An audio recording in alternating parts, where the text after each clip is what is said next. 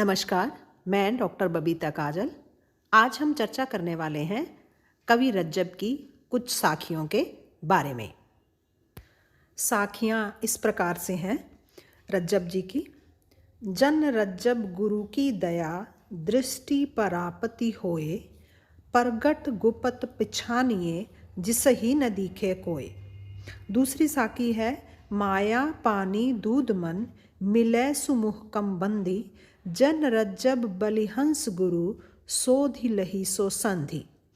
पहले पद में, पहली साखी में कवि रज्जब कह रहे हैं जन रज्जब गुरु की दया, दृष्टि परापति होए, कि हे भक्त रज्जब जब गुरु की दया दृष्टि प्राप्त हो जाती है, उनकी कृपा की प्राप्ति हो जाती है, प्रगट गुप्त पहचानिए, फिर हमारे अंदर वह क्षमता पैदा हो जाती है कि हम अपने अंदर जो गुप्त खजाना है उसको पहचान लेते हैं, उसको प्रकट कर लेते हैं।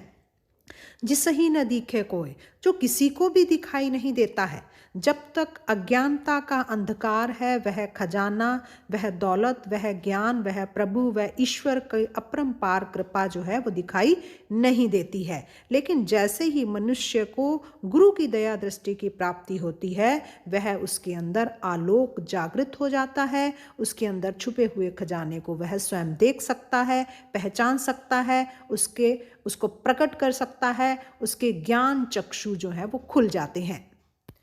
दूसरी साखी देखिए, दोनों ही साखियों में कवि रज्जब ने गुरु की महिमा का बखान किया है।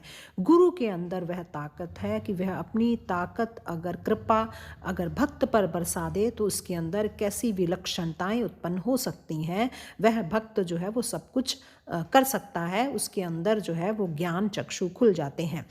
यहाँ पर कबीर का सा स्वर हमें दिखाई देता है। दूसरी साखी देखिए, माया पानी दूध मन मिले सुमह कम बांधी, कि माया के अंदर जिस तरह पानी के अंदर जिस तरह से दूध मिश्रित हो जाता है, बिल्कुल घुल जाता है, वैसे ही हमारा मन भी माया के अंदर घुल मिल चुका है, एकमकार हो चुका है। मिले सुमुह कम बांधी, बिल्कुल दृढ़ता के साथ में वह जो है वो बंध जाता है, उसके साथ मिल जाता है, घुल मिल जाता है।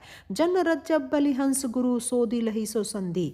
रज्जब कवि कहते हैं इसीलिए मैं भक्त जो है वो अपने गुरु के बलिहारी जाता है, जो हंस के समान है, और वो क्या करता है, सोधि लही सो संधि, उस संधि को जहां पर माया और मन मिले हैं उस संधि को वो खोज लेता है और दोनों को पृथक करने की ताकत वो रखता है। नीर क्षीर विवेक हंस के पास होता है, नीर क्षीर विवेक हंस के समान गुरु के पास होता है, जो जीवात्मा का भला करने के लिए उसके मन को माया की जो संधि है मन और माया की, उसे पहचान कर उसे पृथक करता है, माया मन को माया से निकालता है और उसे हमेशा हमेशा के लिए मोक्ष की प्राप्ति हो जाती है।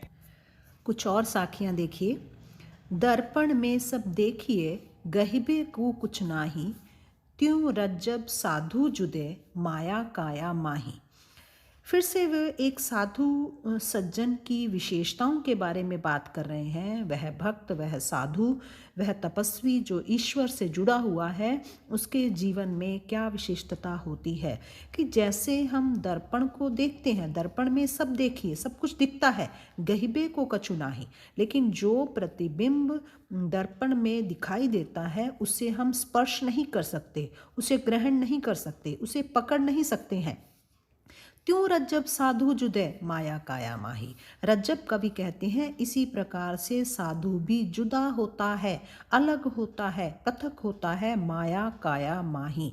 माया में, इस काया में रहते हुए भी उसका अस्तित्व भिन्न होता है, बिल्कुल अलग होता है, बिल्कुल उसी तरह जैसे दर्पण में जो प्रतिबिंब दिखाई देता है वो दिखाई अवश्य देता है, लेकिन वैसा नहीं है, उसे हम स्पर्श नहीं कर सकते हैं। वैसे ही साधु और सज्जन और भक्त और जो परमेश्वर से एकाकार हो चुके हैं, वह भक्त यद्यपि हमें माया में और इसी माया जगत के ही एक प्राणी दिखाई देते हैं, काया भी उनकी हमारे जैसी ही दिखाई देती है, लेकिन फिर भी वो अलग होते हैं, फिर भी हम उन्हें पकड़ नहीं सकते हैं, हम उन तक पहुंच नहीं सकते हैं।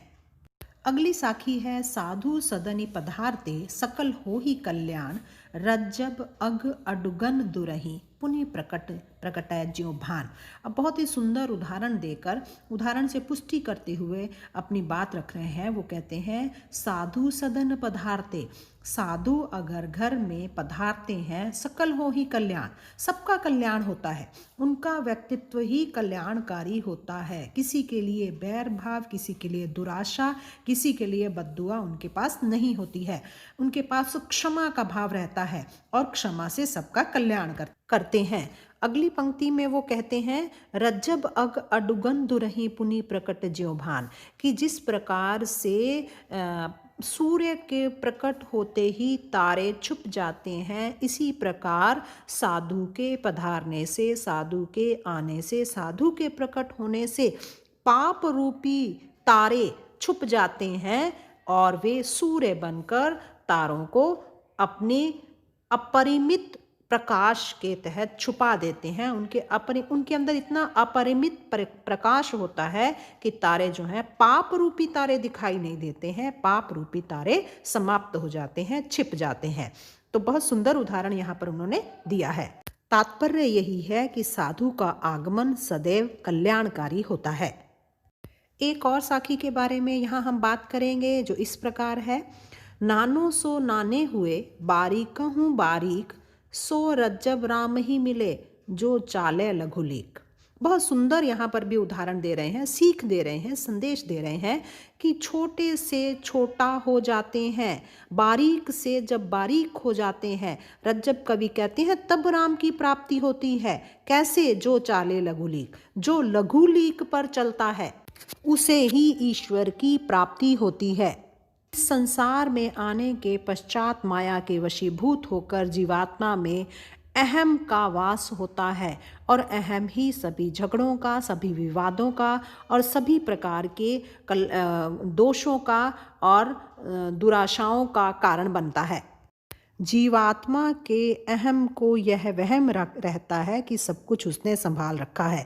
तो इस तरह से इस वहम को दूर करते हुए वो स्पष्ट कहते हैं कि जो मनुष्य स्वयं को विनम्रता से प्रस्तुत करता है ईश्वर के समक्ष, अपने आप को तुच्छ से तुच्छ मानता है, लघुता से प्रभुता की प्राप्ति होती है, प्रभुता से प्रभुता की प्राप्ति नहीं होती है। सारे संत काव्यधारा का, सारी भक्ति काव्यधारा का मूल आधार यही है कि चाहे वो तुलसी हो, चाहे वो कबीर हो, वो स्वयं को नीच से नीच, छोटे से छोटा, दुष्ट से दुष्ट मानते हुए ईश्वर के सामने प्रार्थना करते हैं कि हमारा कल्याण करो। इसलिए वो कहते हैं नाने सो नाने हुए, बारीक हूँ बारीक, सो रज्जब राम ही मिले, जो चाले लघुलीक। उसे ही ईश्वर की प्राप्ति होती है जो लघुता के मार्ग को अपनाता है।